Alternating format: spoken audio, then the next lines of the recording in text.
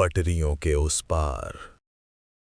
उत्तर प्रदेश के एक छोटे से कस्बे बेलगांव में एक पुराना सुनसान रेलवे फाटक था, जिसे लोग फाटक नंबर 39 कहते थे।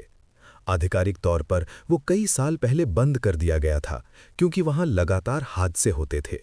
लेकिन अजीब बात ये थी, हर हादसे के बाद लोगों ने एक जैसी ही बातें कहीं। हमने किसी को पटरियों के बीच खड़े देखा था, जैसे कोई इशारा कर रहा हो।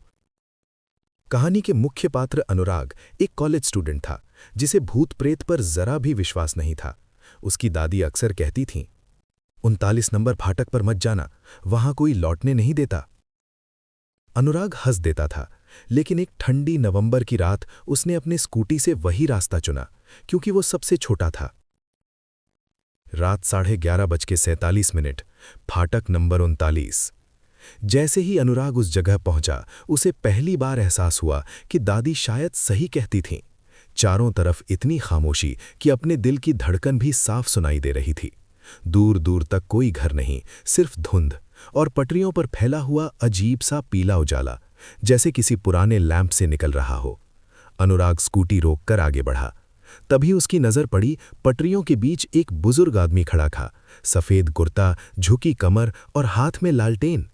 अनुराग ने आवाज लगाई, बाबा, यहां क्या कर रहे हैं? रात बहुत हो गई है।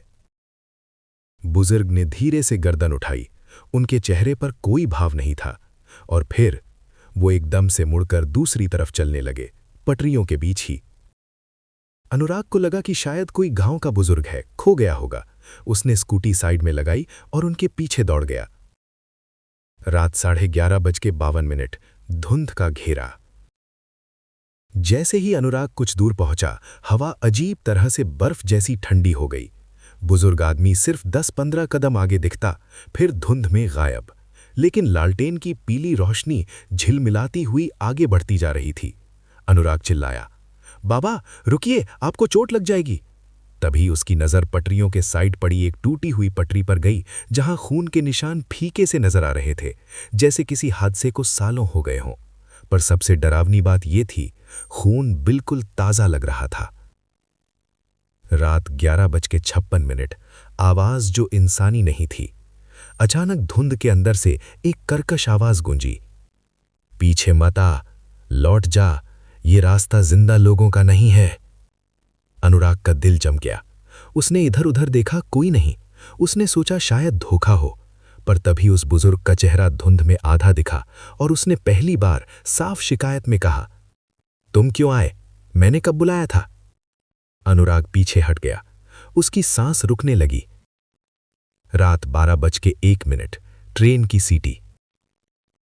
अचानक बहुत दूर से ट्रेन की हल्की सी सीटी सुनाई दी, पर अनुराग जानता था ये रूट 15 साल से बंद है।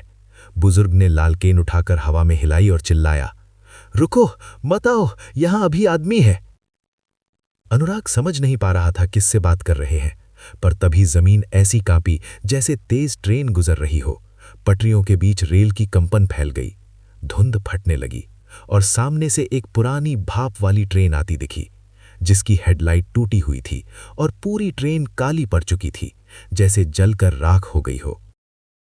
और सबसे डरावनी बात, उस ट्रेन के डिब्बों में बैठे लोग सब धुंधले, बिना चेहरे वाले, बिल्कुल स्थिर। रात 12:03, सच का खुलासा।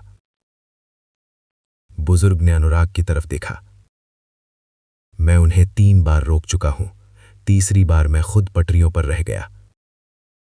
अनुराग की आंखें फैल गईं। उसने नीचे देखा, बुजुर्ग के पैर नहीं थे, धुंध में उनका निचला हिस्सा गायब था। वो जमीन से कुछ इंच ऊपर तैर रहे थे। उसी वक्त भूतिया ट्रेन एक झटके से पास से गुजरी, लेकिन हवा तक नहीं उठी। ट्रेन गायब, धुंध खत्म, शांति बिल्कुल पहले से भी ज्यादा डरावनी। बुजुर्ग ने लालटेन अनुराग की ओर बढ़ाई, जिसे भी मैं ये रोशनी दिखा देता हूं, उसका भी रास्ता यहीं रुक जाता है। तुम पीछे जा सकते थे, लेकिन तुम आ गए। अनुराग ने मुड़कर भागना चाहा, लेकिन उसके पैर भारी हो गए, जैसे पटरियों ने पकड़ लिया हो। रात 12:07, आखिरी पल।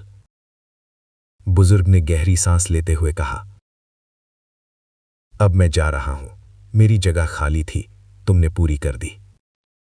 जैसे ही बुजुर्ग धुंध में गायब हुए, लालटेन जमीन पर गिरकर बुझ गई। उसी क्षण अनुराग को पटरियों से चीखों की आवाज सुनाई दी। सैकड़ों, हजारों चीखें, और उसके ठीक पीछे किसी ने धीमी आवाज में कहा, सबको रास्ता दिखाना, अब ये जिम्मेदारी तुम्हारी है। अगली सुबह लोगों ने फाटक नंबर 39 के पास एक स्कूटी पड़ी देखी। उसका इंजन गर्म था, लेकिन अनुराग कहीं नहीं मिला। सिर्फ पटरियों पर एक चीज पड़ी थी, एक पुरानी जली हुई लालटेन। और हर रात जो लोग उस रास्ते से गुजरते हैं कहते हैं कि उन्हें धुंध में एक लड़का दिखता है जो लालटेन हिलाकर चिल्लाता है, पीछे लौट जाओ, यहां जिंदा लोग नहीं आते।